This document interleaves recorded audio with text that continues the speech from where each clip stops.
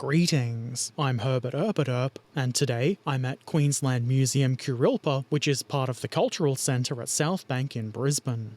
There's plenty to see at this free-to-enter museum, but today I'm going to visit the ANZAC Legacy Gallery specifically to see this, Mephisto, one of the most rare tanks in the world. Mephisto is a Sturmpanzerwagen A7V, a German tank from World War I, and the only surviving example of this kind of tank.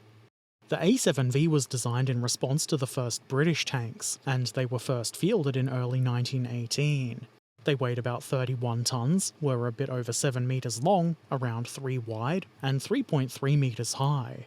Obviously I'm not a historian, and the information I have comes from the internet. If you've come here looking for some in-depth historical research, you're probably going to be disappointed. Anyway, one of the things I read about this thing is that it had a crew of a minimum of 18 people. 18 people crammed into this thing, and apparently sometimes up to 25. That's a bit absurd, but I guess that's what it took. I can't imagine what the conditions inside that thing were like in battle. It is kind of hard to see inside the tank, but it is illuminated, which obviously helps. You can use the ceiling-mounted mirror to kind of look down into the tank. The roof is damaged and you can see in. If you're tall enough you can look inside the hatches, or if you happen to have a camera with a handle attached to it. This is me holding it as high as I could above my head.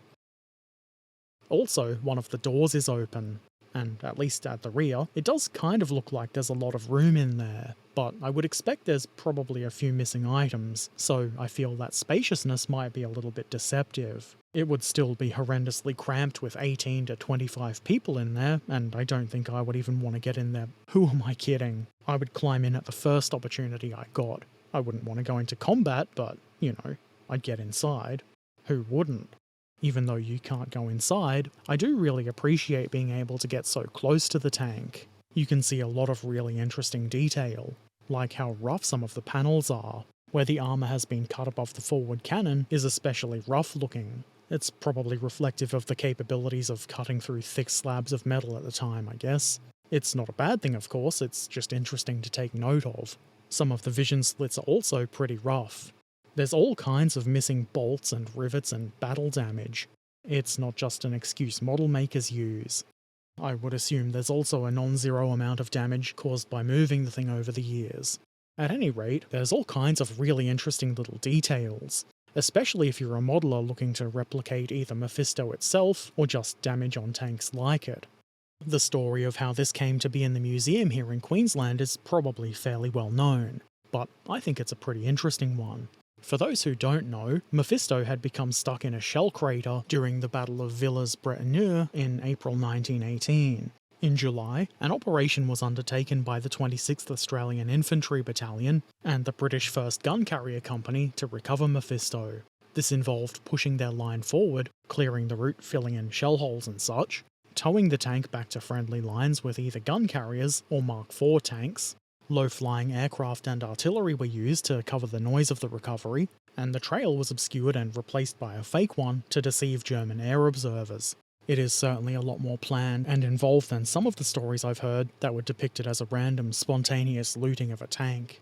Eventually, Mephisto was brought to the 5th Tank Brigade training ground at Vaux-en-Aminois, which I'm pretty sure I'm not saying correctly. I don't speak French, so you get what you get. Here it received a lot of graffiti, including what I think is really interesting, names chiselled into the armour, the tank boys on the rear plate being the most prominent. It's the kind of thing you would want to replicate on a model. Obviously all the other names and the big British lion that was painted onto the hull have been erased by time and weather, though there are pictures. Sometimes you hear that Mephisto was accidentally, you can't see the sarcasm air quotes I made, accidentally found its way to Brisbane, stolen instead of being sent to England, and that is a more interesting and funny story, though it's not true. Mephisto was in fact sent to London, then to Australia as a war trophy.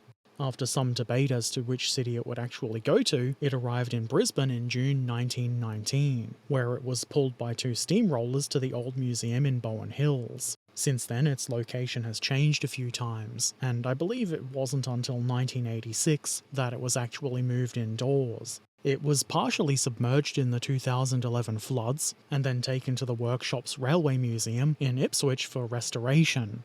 It was displayed in Canberra at the Australian War Memorial for the World War I centenary, and in 2018 it was returned to the Queensland Museum where it is now.